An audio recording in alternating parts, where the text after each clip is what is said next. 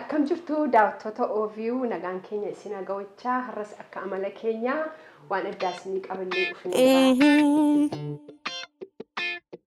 Oromoo barumsa Oromoo taa'umsa Oromoo bashannana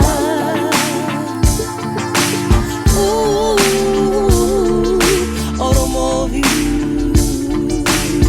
har'a kan itti argamnu mana obboleettii keenya Burtukaan Danuuti. Burtukaan immoo chaanaalii mataa isheetii qabdi. Oromoo koo kan jedhamu chaanaalii qabdi.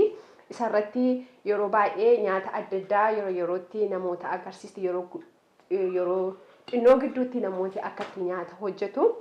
Mana isaatti muuxannoo adda addaa ishee waan qabdu namaaf hirti. Har'a mana isheetti argamnee jirra. Akka OVUtti nuyi har'a mana Burtukaanii jirra. Burtukaan baay'ee guddaa si galateeffannaa. Har'a anaaf taliileeni gaafiif deebisiif qabna. Mana keetti nu affeeruu keetii guddaa si galateeffanna. Isinis baay'ee galatoomaa wanta gara mana kootiitti akkas na gaafachuu dhuftaniif immoo baay'een isin galateeffadha. Galatoomaa. Anis baay'ee galateeffadha. Asitti nu affeeruu keetii kanaalii kee yeroo baay'ee nan hordofaa nyaata bareedaa hojjetta. Saharraasi kennaa wayit. Baay'ee namatti tola. Seen kana kanaalii kana jalqabuun nyaata hojjettee agarsiisuutti maaltu si kakaase? Ani akka nyaata afaan kootiin hojjedhee agarsiisu wanti na kakaase yeroo baay'ee na yaala nyaata kana aadaa afaan kootiin dubbachaa hojjechuu fi maaliif kan afaan biraa nan ilaala YouTube nan bana yeroo baay'ee afaan biraadhaan nan ilaala afaan kootiin garuu hin jiru yeroo baay'ee malee yookaan barumsa isaa baradhee yookaan waan biraa fitoo hin ta'in afaanuma kootiin hojjedhee agarsiisu quuqama afaan koo maaliif afaan koo isa kaanii wajjiniin wal qixxeessuu yoon kara kanaan nan danda'a ta'e waanuma mana kootti hojjetadhu yeroo baay'ee wanta addaatoon ta'e waanuma mana kootti hojjetadhu maafiniin agarsiisu jedhee quuqamuma afaan kootiin hojjedhee agarsiisuuf jecha baay'ee namatti tola yeroo muraasa gidduutti kanatti calqabdee waan kana nyaata keenya agarsiista nyaata kan ambaas wal keessatti agarsiista namooti chaanaalii si follow gootanii akka waan adda addaa baratanii isa duwwaa yuutuun ta'ini waan biraas biratti darbitee agarsiista akkatti fuula ofii bareechifatan akkatti rifeensatti waan adda addaa dibatanis hin goota mee har'a maal nutti agarsiista?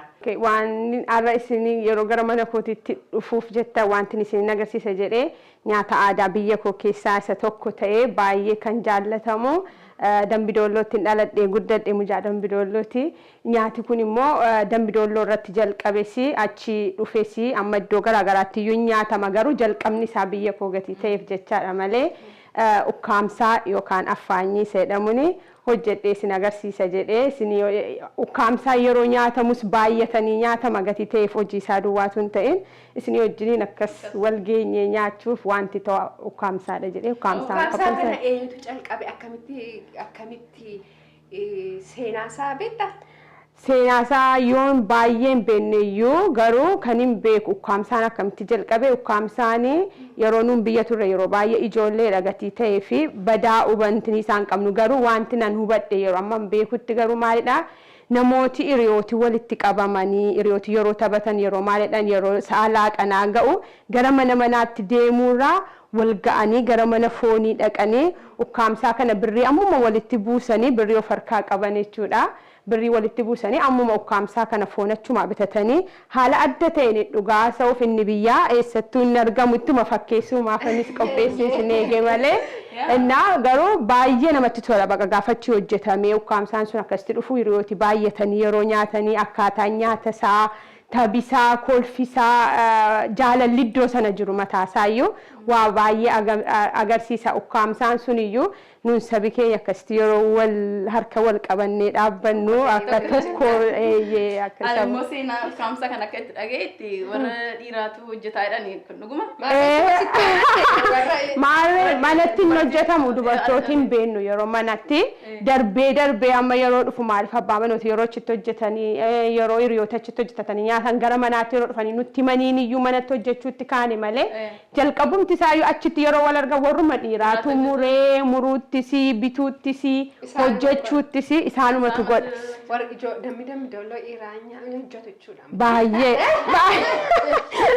ammallee gaa iddoo hundumaatii iyyuu jalqabeera ijoolleen dhiiraa dhugaa sa'uu fi amma biyya dhaqee yeroon dhufetti dhugaa sa'uuf akka durii miti ijoolleen dhiiraa biyya keenyaa iyyuu ijoolleen keenya baay'een gargaarsa jalqabaniiru haadha manoolii isaanii mana keessa gatii ta'eef amma waan jedhu.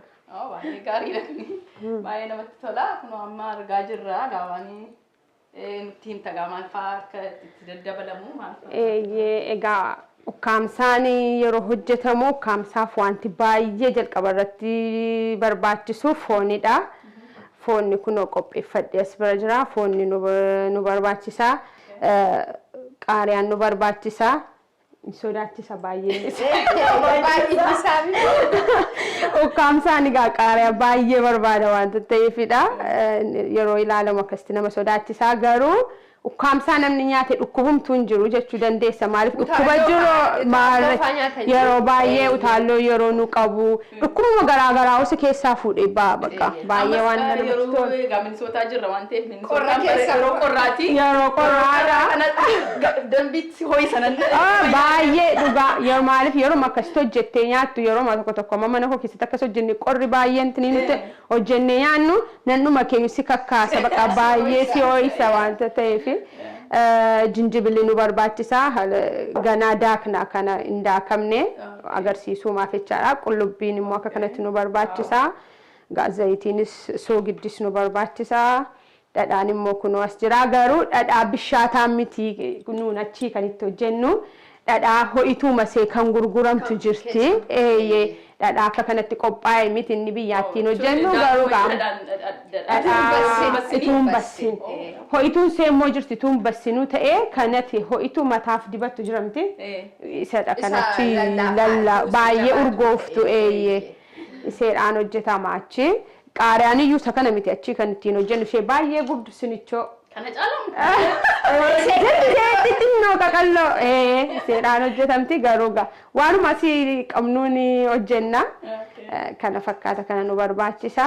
Kana fudhannee immoo gara abiddaatti darbina jechuudha. Amma kan hunduma isaa hin daakaa jechuudha. Qofaatti daatamu.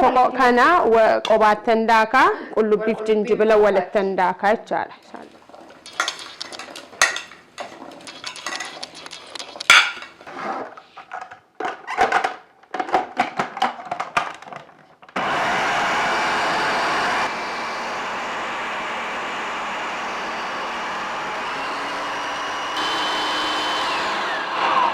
Gaafa qaariyaa keenya daaknu immoo baay'ee bullaa'uu hin qabu maaliif akka isa qoqqocaa daakamu ta'uu hin qabu gatii ta'eef kana mummurtee haala kanaan daakuu isaa yeroo xiqqoo sitti fudhata malee intini isaa miti kan yeroo sitti fudhatu hojjechuu isaa miti. Qullubbichi akkana jalaan qabanneef ammas bishaan xiqqoo itti cobsaa waan biraadhaaf miti. Kuni gaamma nyaatinni hojjechuu turtu kuni nama meeqa fa'aa nyaachisa? Amma kuni nama 5 amma nama 7 nyaachisa.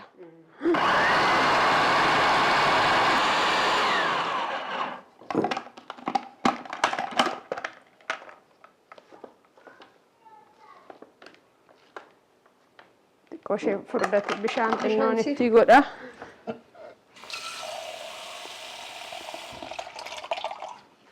Jinjibila isaa itti cima yeroo baay'ee amma kanatti gaafa akkatti gootu nutti agarsiista. Maali wajjin nyaatama gaa? Biddeen kan inni ittiin nyaatamu immoo biddeen boqqolloo biddeen adii. Biddeen boqqolloodhaan nyaatama yeroo baay'ee kan itti barame asii gaa waan hin arganneef yeroo baay'ee waan argannee nyaanna. Garuu kan inni ittiin nyaatamu biddeen adiidhaan.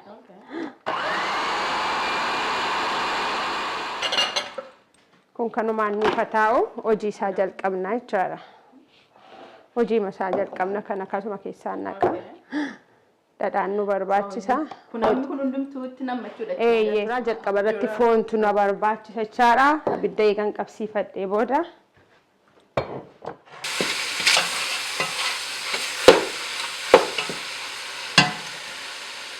Daqiiqaa meeqaafaa jetti yaadda kun amma yeroo amma bishaachuu fi daqiiqaa 10 hin fudhata.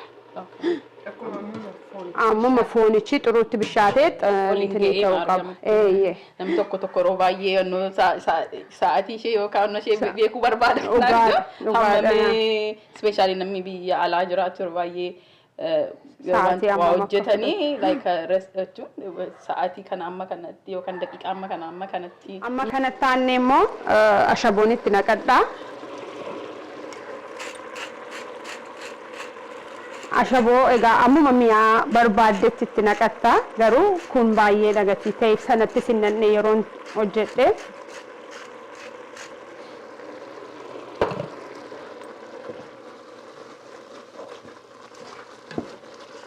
Mami gambar kan jalan abda? Kan itti naqama bakka. Dura maal itti naqaa? Qullubbii. Sana jaalladheera. Jajjabina sii ta'a gatii ta'ee fi waan ilaalan sana immoo laayikii zayitiin itti naqadhaa jechaadha.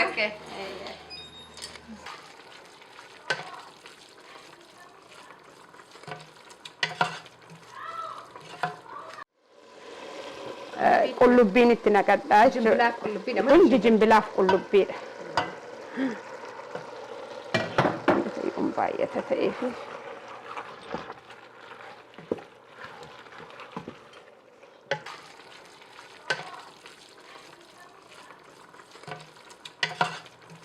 Wal nyaatee bishaatee booda immoo qaariyaa keenyatti naqanna jechuudha.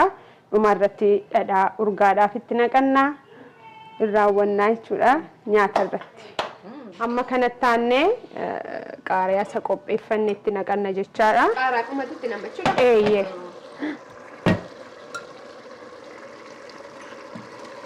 Dhuggaansaa akkam dhugaa. Fooliinsaa baay'ee namatti tola.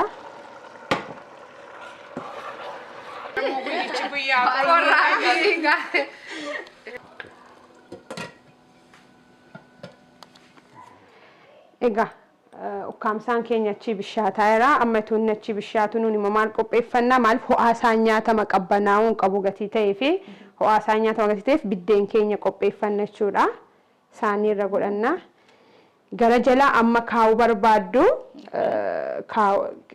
yoo keessee gaarii ta'a jechaadha.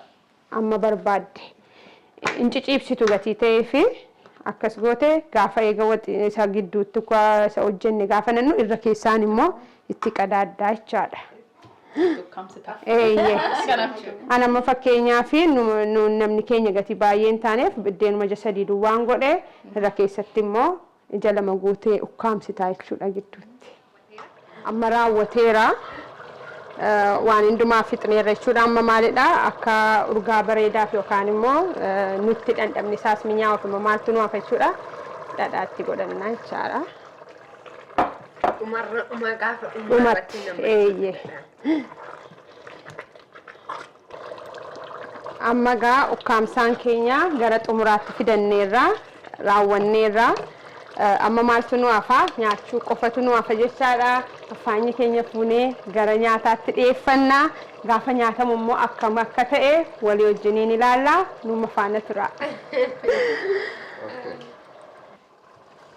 Okay, amma gaa itti baafanna jechaadha ukkaamsaa keenya.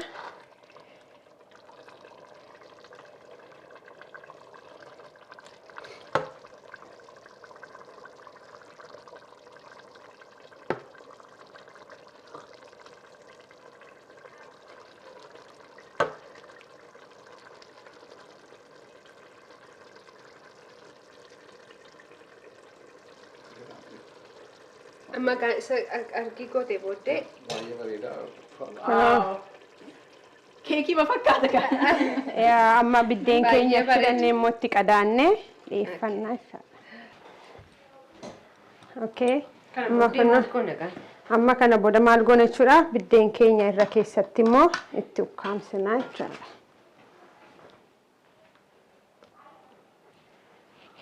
Akkamitti nyaatama kan?